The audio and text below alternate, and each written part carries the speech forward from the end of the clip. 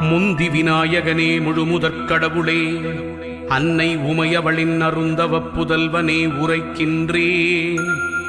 பைரவ குரு கவசத்தை பணிவோடு சொல்கின்றேன். பிழை பொறுத்து அடியேனின் பக்தியினை ஏற்றிடுவாய்.